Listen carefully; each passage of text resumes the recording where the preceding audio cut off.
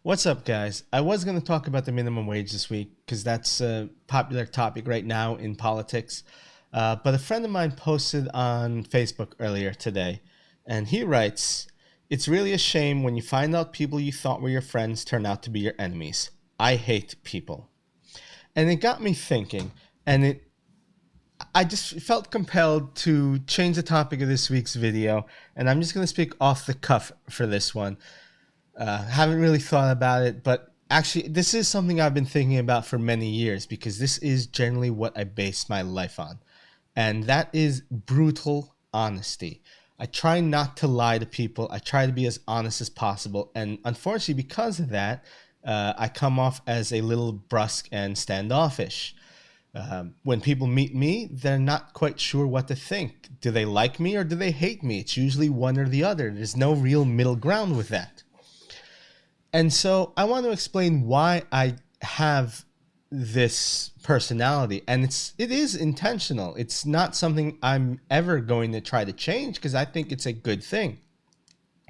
And I understand that I lose friends over it. I've lost a lot of friends over it.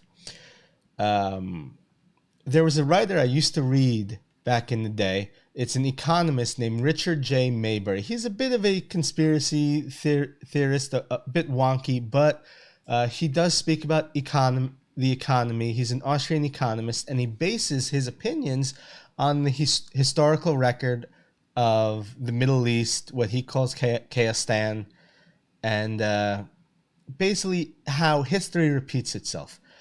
So he came up many years ago with what he calls the Mayberry's two laws of civilized society. And all laws, everything that makes society work can be based on these two laws. Not 10 commandments, it's two. The first is do not encroach on other people's persons and their property. And that is simple. That's the basis of criminal and tort law. It's the basis of your rights, your right to life, liberty, and the pursuit of happiness, being protected from people encroaching on your right to life, liberty, and the pursuit of happiness. That's the basis of criminality.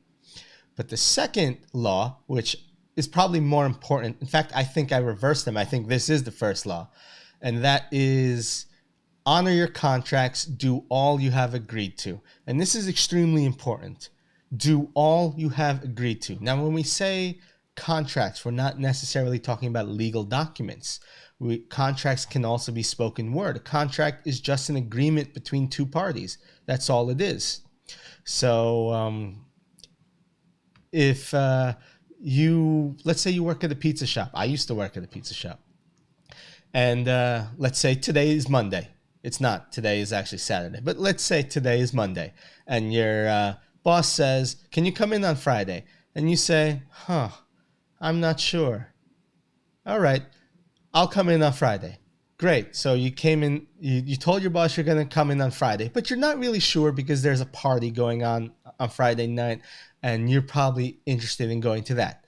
Then Thursday comes along, and this cute girl that you've been interested in for a while, pretty hot, and she invites you to the party on Friday. Now you're like, "Oh, now I have to go. I've been interested in this girl for a while, and now I got to go." So you're going to go to the party. You're going to call your boss up and say, "Hey, boss, I have to cancel on you. I can't come in to work tomorrow."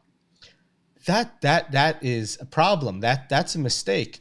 If I was your boss, I would give you 2 strikes. Third strike, I'd get rid of you at that point, because this is what honoring your contracts is. You have to do what you agreed to. Now, you canceling last minute on your boss is bad, because now he has to run around last minute, try to find a replacement. People may not be available. He may not have workers available, which means the other people who are working on Friday are now screwed.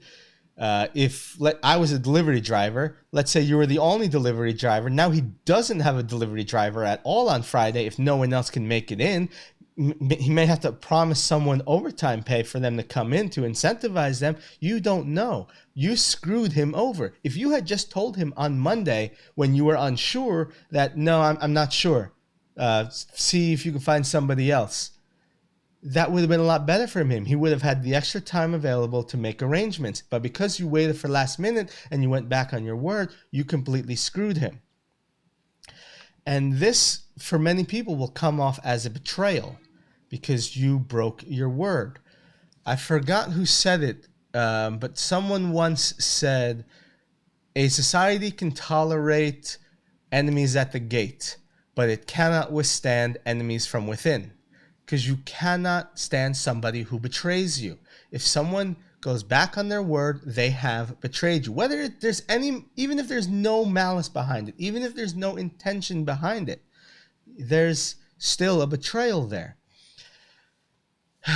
And so I know with me, like I said, I come off as standoffish because I say no to a lot of people. Unless I'm absolutely sure that I can do something for somebody, I make no promises. Someone says to me, hey, Jay, can you do me a favor? No. My answer is no. Right off the start, before they've even asked the question, I am already saying no. Now, as I'm saying no, they're going to keep on going with their question because they know me by now. If anyone who's asked me a favor already knows that this is how I am, I'm always going to say no right from the start. So they're going to keep on asking the question, and then eventually I'll hear the question and say, you know what, I can do that. Yes. But until I say yes, the answer is always no. And the moment you say yes, that's it. You have to at least attempt to do it. Otherwise, you've gone back on your word. And that there's an enormous amount of trust that comes along with giving someone your word. And there's no legal documents behind it. This is a verbal agreement. And if you don't agree to this, then you're a bad person. But if I say no from the start and don't break any agreement that I had in the first place, yeah, maybe I come off as an asshole, but at least I'm not an oath breaker. And so you can be an asshole. You can be standoffish. And because of it, I don't have a lot of friends. And I get that, but I don't care. What if I break my word, I guess I have to apologize. But apologies aren't always good. They're not everybody's happy with apologies. And if you don't think you did anything wrong, you shouldn't even be apologizing in the first place. So, I mean, at least you can keep your dignity if you say no from the start. Because if you break someone's word and you have to bow down and get on your knees and kiss their feet, you've thrown all your dignity away. You have no self-worth because you are on your knees apologizing. They have no respect for you anymore because you're on your knees apologizing. So just say no from the start. Be the asshole. Don't have the need to apologize. You'll still have your dignity. And I think the world will be completely better off. Anyways, I mean, if you've seen my previous videos, you understand that I am all about self-interest predomination. If you seek self-interest, you actually make society better because self-interest makes other people better off as well. Anyways, peace out. I'll have another video next week.